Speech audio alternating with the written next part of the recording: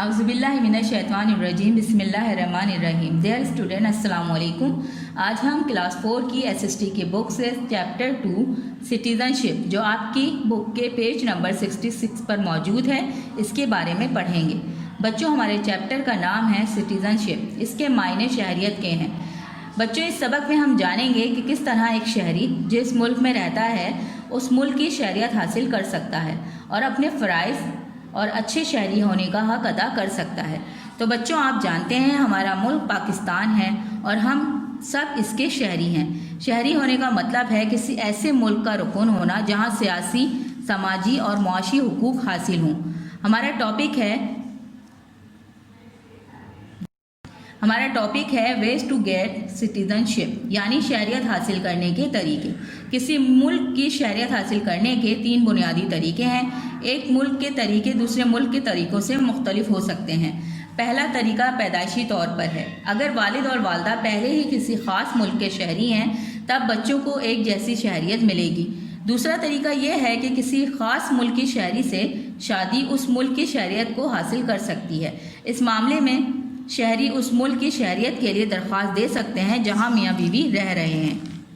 تیسرا طریقہ یہ ہے کہ ملک کی ضرورت کو پورا کرتے ہوئے قومیت کے لیے درخواست دینے کا ایک خاص طریقہ کار ہو سکتا ہے. مثال کے طور پر ایک تاجر جو کئی سالوں سے بیرونی ملک میں کام کر رہا ہے تو وہ اس ملک کی قومیت کے لیے درخواست دے سکتا ہے. ہمارا نیکسٹ ٹاپک ہے فنڈامنٹل رائٹس آف سٹیزن یعنی شہری کے ابتدائی حقوق. کسی بھی شہری کے پاس جو حقوق ہوتے ہیں وہ اسے اس ملک کے قوانین کے تحت دیے جاتے ہیں. کسی بھی شہری کو بہتر زندگی گزارنے کے لیے اس ملک کے شرعی، معاشرتی اور اخلاقی حقوق حاصل ہونے چاہیے. بچوں آپ کی بک کے پیج نمبر 67 پر کچھ حقوق موجود ہیں.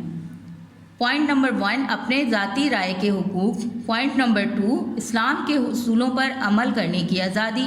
پوائنٹ نمبر 3 الیکشن کے ذریعے ووٹ دینے کے حقوق. پوائنٹ نمبر 4 بہتر ملازمت اور بہتر زندگی گزارنے کے حقوق. پوائنٹ 5 تعلیم حاصل کرنے کے حقوق. پوائنٹ 6 پرسکون زندگی گزارنے کے حقوق.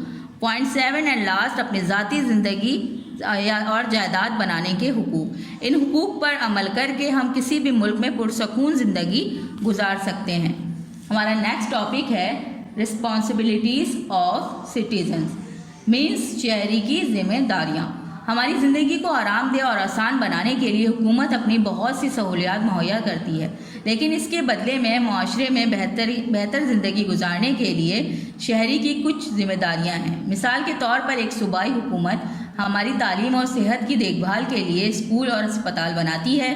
ہماری ذمہ داری ہے کہ ہم ان مقامات کی دیکھ بھال کریں اور انہیں صاف ستھرا رکھیں. بحیثیت شہری ہم حکومت کے دیے گئے حقوق سے لطف اندوز ہو سکتے ہیں لیکن ہمیں ان حقوق کو یقینی بنانے کے لیے اپنی ذمہ داریاں بھی پوری کرنی ہوں گی. سب سے پہلے شہریوں کی ذمہ داری ہے کہ جمہوری عمل میں حصہ لیں، قوانین کا احترام اور ان کی پاسداری کریں، دوسروں کے حقوق، عقائد اور رائے کا احترام کریں، انکم ٹیکس اور دیگر ٹیکس ایمانداری سے اور وقت پر ادا کریں، اپنے ملک سے پیار کریں اور اگر ضرورت ہو تو اس کا دفاع کریں. اب ہم رائٹ آرگنائزیشن یعنی حقوق کی تنظیموں کے بارے میں پڑھیں گے. پاکستان میں بہت ساری تنظیمیں انسانی حقوق کے تحت تحفظ کے لیے اپنی کاوشوں کو سرشار کرتی ہیں. بچوں ہمارے ملک میں شہری کے حقوق کے لیے 2 طرح کی تنظیمیں کام کر رہی ہیں. Number 1 social organisation, number 2 professional organisation. سب سے پہلے سوشل آرگنائزیشن یعنی سماجی تنظیم کے بارے میں پڑھیں گے. سماجی تنظیم مردوں، خواتین، بچوں اور اقلیتوں کے لیے طرح طرح کے معاشرتی کام کرتی ہے. یہ تنظیم پیسوں کے لیے نہیں بلکہ انسانوں کی فلاح و بہبود کے لیے کام کرتی ہے. دوسرا ہے پروفیشنل آرگنائزیشن یعنی پیشہ ور تنظیم. پیشہ ور تنظیم مختلف پیشے سے تعلق رکھنے والے لوگوں کے حقوق کے لیے کام کرتی ہے جیسے ڈاکٹر، کلرک، اساتذہ اور وکیل وغیرہ.